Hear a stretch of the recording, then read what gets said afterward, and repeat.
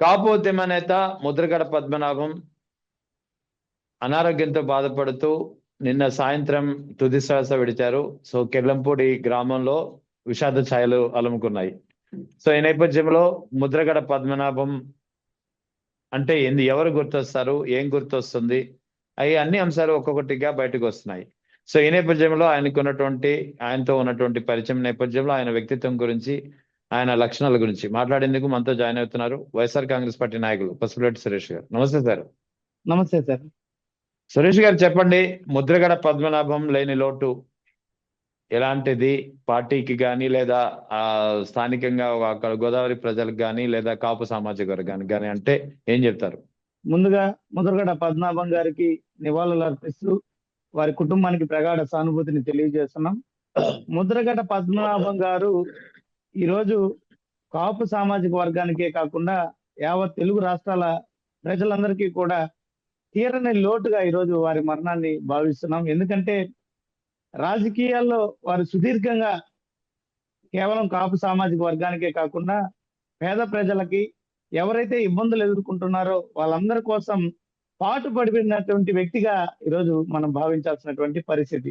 ముఖ్యంగా వారిని చూసాం గతంలో ఏ రకంగా కాపు సామాజిక వర్గానికి చంద్రబాబు నాయుడు గారు ఇచ్చినటువంటి హామీలు, ఆనాడు అధికారంలోకి వస్తే 2014 ఎన్నికల్లో చంద్రబాబు నాయుడు గారు చేసినటువంటి వాగ్దానాలు, కాపు సామాజిక వర్గాన్ని 6 నెలల్లో బీసీలుగా రిజర్వేషన్ కల్పించి గుర్తిస్తామని చెప్పడం, అదే విధంగా కాపు సామాజిక వర్గంలో పేద విద్యార్థులు ఎవరైతే ఉన్నత విద్య అభ్యసిస్తున్నారో వాళ్ళందరికీ కూడా అధికారంలోకి వస్తానే ఫీజు రియంబర్స్మెంట్ పథకాన్ని వర్తింపజేస్తామని చెప్పడం, మరి ఎల్కేజీ నుంచి పీజీ వరకు కూడా విద్యనంతా కూడా ఫ్రీగా ఈ కాపు సామాజిక వర్గానికి అందిస్తాం, 5,000 కోట్ల రూపాయలని కాపు సామాజిక వర్గ సంక్షేమానికి ఖర్చు పెడతానని అధికారంలోకి వచ్చారు చంద్రబాబు నాయుడు గారు.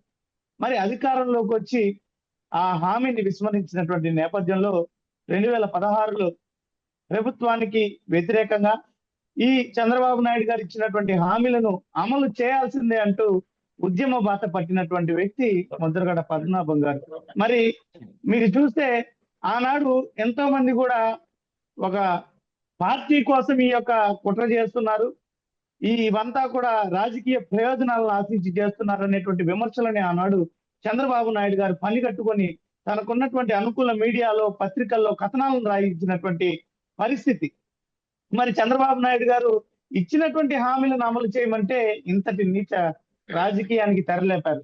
వాస్తవానికి 2016లోనే కాదు, ముద్రగడ పద్మనాభం గారు 1994లోనే ఈ కాపు సామాజిక వర్గాన్ని వెనుకబడినటువంటి జాబితాలో చేర్చాలంటూ ఆమరణ నిరాహార దీక్షకు పూనుకున్నటువంటి పరిస్థితి 1994లో.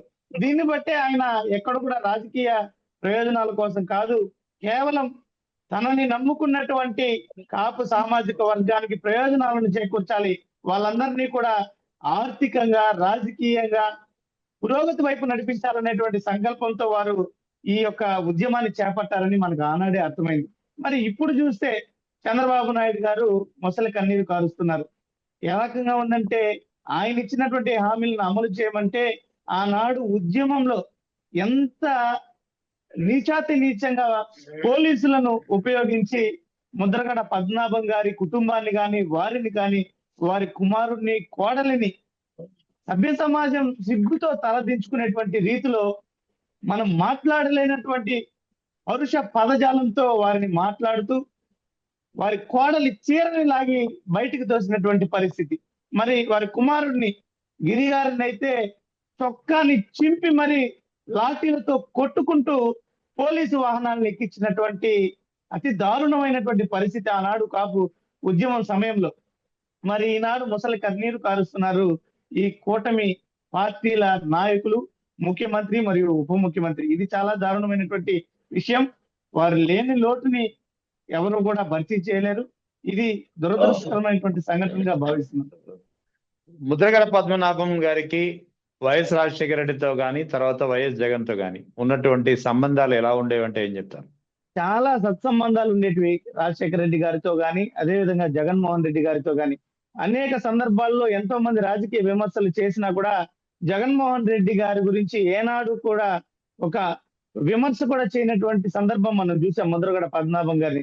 గతంలో ఎన్నికల సమయంలో ఎంతో మంది ఎన్నో విధాలుగా ముద్రగడ పద్మనాభం గారిని జగన్మోహన్ రెడ్డి గారితో లోపాయికారికంగా ఒప్పందం కుదుర్చుకొని ఈ రోజు రాజకీయ ప్రయోజనాల కోసం పాటుపడుతున్నారంటే కూడా అవన్నీ కూడా లెక్క చేయకుండా వాస్తవాలను ప్రజలందరికీ కూడా గుర్తు చేస్తూ ఏ రకంగా చంద్రబాబు నాయుడు గారు గతంలో 3 సార్లు ఆయన ముఖ్యమంత్రిగా ఉండి ఏ రకంగా ఈ సామాజిక వర్గాన్ని కేవలం ఓటు బ్యాంకింగ్ గా చూసి మోసం చేశారో, జగన్మోహన్ రెడ్డి గారు ఏ రకంగా ఈ సామాజిక వర్గానికి ప్రయోజనాలను చేకూర్చారో ప్రజలందరికీ కూడా వివరించి గత ఎన్నికల్లో ప్రజాక్షేత్రంలో పనిచేసినటువంటి వ్యక్తి ముద్రగడ పద్మనాభం గారు. ఇంతకు ముందు ఉమ్మడి ఆంధ్ర రాష్ట్రంగా ఉన్నప్పుడు కానీ విడిపోయిన తర్వాత కానీ రాష్ట్ర వ్యాప్తంగా అందరితో కూడా సత్సంబంధాలను మెయింటైన్ చేసినటువంటి వ్యక్తి, ప్రతి ఒక్కరిని కూడా మర్యాద పూర్వకంగా పలకరించినటువంటి వ్యక్తి. ఈ సందర్భంగా ఒక సన్నివేశాన్ని మీకు చెప్పదలుచుకున్నాం. ఉద్యమ సమయంలో 2016లో మేమంతా కూడా తిరుపతి నుంచి వారి నివాసానికి వెళ్ళినటువంటి సందర్భంలో ఆనాడు మేము ఇక్కడ స్వామివారి ప్రసాదాలని వారి చేతికిచ్చి, మీరు 10 కాలాల పాటు చల్లగా ఉండాలన్నా మీరు ఆరోగ్యం జాగ్రత్త అని మేము మాట్లాడితే, నాదేముంది సోదరా, మీలాంటి రాబోయేటువంటి తరాల కోసం నేను పనిచేస్తున్నాను, నా రాజకీయ జీవితం అయిపోయింది, నాకు ఎటువంటి రాజకీయ పదవులు కానీ నాకు ఎలాంటి ఆశలు లేవు, మన కాపు సామాజిక వర్గంలో ఉన్నటువంటి పేదలందరూ కూడా ఉన్నతమైనటువంటి ఉజ్వలమైనటువంటి భవిష్యత్తు ఉండాలి, ఆర్థికంగా రాజకీయంగా ఉన్నత స్థాయికి చేరాలి, అందుకే నా పోరాటం అంటూ ఆ రోజు వారు మాట్లాడినటువంటి మాటలు ఇప్పటికీ కూడా నా చెవుల్లో మెదులుతున్నాయి.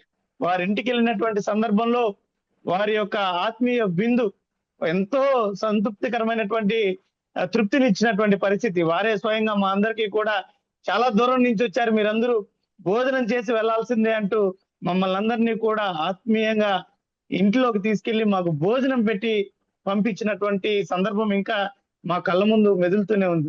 ఇంకా ముద్రగడ పద్మనాభం గారి గురించి ఇప్పటి తరానికి ఎవరైతే ట్రోలింగ్ చేస్తున్నారో ఆయన గురించి, ముఖ్యంగా జనసేనలో ఉన్నటువంటి కాపు సామాజిక వర్గం యువత, అటువంటి వారికి ముద్రగడ పద్మనాభం గారి గురించి తెలియాల్సిన విషయాలు ఏమున్నాయి? ఇక్కడ ఒకటి చెప్పదలుచుకున్నాను సార్, రాజకీయంగా కులాన్ని వాడుకున్నటువంటి వ్యక్తులకి కులం కోసం పాటుపడినటువంటి ముద్రగడ పద్మనాభం గారికి చాలా వ్యత్యాసం ఉన్నదని ఇప్పుడు తరం గుర్తుంచుకోవాలి. ఈ రోజు మీరు చూస్తే కూటమి పార్టీల్లో ఉన్నటువంటి జనసేన కావచ్చు, తెలుగుదేశం పార్టీ కావచ్చు, ఆ పార్టీలలో ఉన్నటువంటి కాపు సామాజిక వర్గం వాళ్ళు ఈ రాజకీయ ప్రయోజనాల కోసం విమర్శిస్తున్నారు. కానీ వాస్తవాలను చూస్తే నేను ఇందాకే చెప్పాను, చంద్రబాబు నాయుడు గారు 3 సార్లు ముఖ్యమంత్రిగా పనిచేశారు గతంలో, మరి ఇప్పుడు 4వ సారి ఉన్నారు. 4 సార్లు కూడా కాపు సామాజిక వర్గానికి ఇచ్చినటువంటి హామీలను ఒక్కసారి కూడా అమలు చేయనటువంటి పరిస్థితి మీరు చూశారు. ఇప్పుడు మేనిఫెస్టోలో కూడా 2024 తెలుగుదేశం పార్టీ జనసేన ఉమ్మడి మేనిఫెస్టోలో చూస్తే 15,000 కోట్ల రూపాయలను కాపు సామాజిక వర్గ సంక్షేమానికి ఖర్చు పెడతామన్నారు. ప్రతి నియోజకవర్గంలో కూడా కాపు సామాజిక వర్గ ప్రయోజనాల కోసం కమ్యూనిటీ భవనాలను, కళ్యాణ మండపాలను నిర్మించి ఇస్తామని చెప్పడం జరిగింది. కానీ ఇంతవరకు ఎక్కడా కూడా ఆ దిశగా ఈ ప్రభుత్వం పనిచేస్తున్నటువంటి దాఖలా లేదు. మరి గతంలో 2014లో ఇచ్చినటువంటి హామీల గురించి చెప్పా. మరి 2014లో ఇచ్చిన హామీలను తప్పినటువంటి చంద్రబాబు నాయుడు గారిని విమర్శించాలా? చంద్రబాబు నాయుడు గారు ఇచ్చినటువంటి హామీల కోసం పోరాటం చేసి రాష్ట్ర వ్యాప్తంగా కాపు సామాజిక వర్గాన్ని అంతా ఏకతాటి మీదకు తీసుకొని వచ్చి ఐక్యతను సృష్టించినటువంటి వ్యక్తిని విమర్శించాలా? అది కూడా ఇలాంటి విపత్కర పరిస్థితి, ఆయన మరణంతో ఆ కుటుంబం ఎంతో క్షోభను అనుభవిస్తుంది. ఇలాంటి సమయంలో కూడా ఆ పార్టీల కార్యకర్తలు ఈ రకమైనటువంటి నీచ సంస్కృతికి తెరలేపారంటే వారిని ఏమనాలో కూడా అర్థం కావడం లేదు. పైపెచ్చు ఆ పార్టీల నాయకులు వాళ్ళని కట్టడి చేయకుండా ఈ రకమైనటువంటి రాజకీయాలు చేస్తుండడం అనేది చాలా దురదృష్టకరం. ఎవరు ఎన్ని చెప్పినా కూడా ఈరోజు గతంలో వంగవీటి రంగా గారు ముద్రగడ పద్మనాభం గారు సమకాలికులు, కాపు సామాజిక వర్గం కోసం పాటుపడినటువంటి వ్యక్తులు. మరి ఆనాడు రంగా గారిని కూడా పొట్టను పెట్టుకున్నది ఈ తెలుగుదేశం పార్టీ. ఎప్పటికీ ఈ సామాజిక వర్గంలో ఉన్న వాళ్ళందరూ కూడా కళ్ళు తెరుస్తారో అర్థం కానటువంటి పరిస్థితి. ఇంకా ఎన్నిసార్లు మోసపోవాలో, ఎన్నిసార్లు ఈ రకమైనటువంటి నష్టాల బాట పట్టాలో, ఎన్నిసార్లు నమ్మి హామీలను అమలు చేస్తామని ఓట్లు వేయించుకొని తీరా అధికారం వచ్చిన తర్వాత మమ్మల్ని రోడ్డున పడేస్తుంటే ఇంకా స్వార్థ రాజకీయ ప్రయోజనాల కోసం మభ్య పెడుతున్నటువంటి నాయకులను ఎన్నిసార్లు నమ్ముతారో మాకైతే అర్థం కావడం లేదు. ఇప్పటికైనా కళ్ళు తెరవాలి, వాస్తవాలను తెలుసుకోవాలి. ముద్రగడ పద్మనాభం గారు కొన్ని ఎకరాలను పేద ప్రజలకు పంచినటువంటి వ్యక్తి, కోట్లాది రూపాయలను ప్రజల కోసం దానదత్తం చేసినటువంటి వ్యక్తి. వారి కుటుంబం, వారి తండ్రి గారు కానీ, వారి తాతగారు కానీ ప్రజల కోసం అహర్నిశలు శ్రమించినటువంటి వ్యక్తులు. కాబట్టి వాళ్ళ గురించి మాట్లాడేటప్పుడు కానీ, వారి ప్రస్తావన తీసుకొచ్చేటప్పుడు కానీ గౌరవపూర్వకంగా, మర్యాదపూర్వకంగా మాట్లాడేలా కానీ ఈ రకంగా కుసంస్కారంతో ప్రవర్తించకూడదని చెప్పి నేను మనవి చేస్తున్నాను. ఇక వైఎస్ జగన్ భీమవరం పర్యటన ముఖ్యంగా ఆక్వా రైతులకు సంబంధించినటువంటి ఇష్యూ. ఆక్వా రైతులు తీవ్రమైనటువంటి సంక్షోభాన్ని ఎదుర్కొంటుంది. ఆక్వా రంగం, ఆక్వా రైతుల సమస్యలు, ఒకటి ఫీడ్ ధరలు, రెండవది విద్యుత్ సరఫరాలో అంతరాయం. సో ఈ సమస్యలను అడ్రస్ చేయడానికి వైఎస్ జగన్ భీమవరం పర్యటన దాదాపుగా ముగిసింది. సో ఈ పర్యటన ఎలా సాగింది, ఏం జరిగిందంటే ఏం చెప్తారు?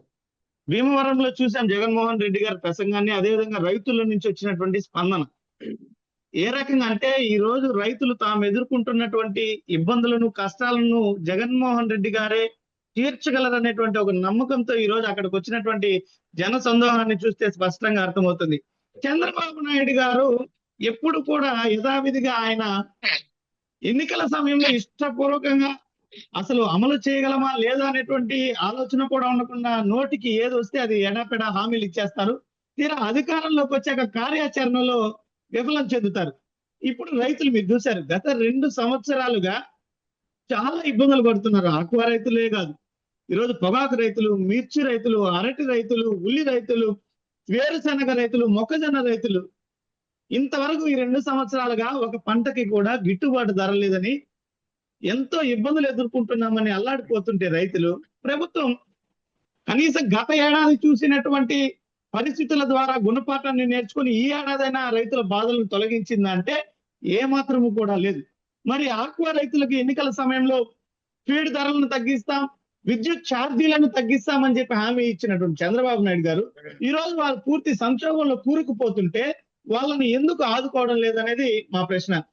కనీసం ఇప్పటికైనా బుద్ధి తెచ్చుకొని ఇచ్చినటువంటి హామీలకు కట్టుబడి రైతులను ఆదుకోవాల్సినటువంటి పరిస్థితి ఉంది. లేదా ఈ రోజు చూసాం రైతుల నుంచి వచ్చేటువంటి వ్యతిరేకత జగన్మోహన్ రెడ్డి గారి మీద ఏ రకంగా ఈ రోజు ప్రజాదరణ పెరుగుతుందో మనం స్పష్టంగా చూస్తున్నాం. కాబట్టి ఈ ప్రజాదరణ చూస్తేనే అర్థమవుతుంది రాబోయేటువంటి రోజుల్లో కూటమి ప్రభుత్వం గద్దె దిగడం ఖాయమని.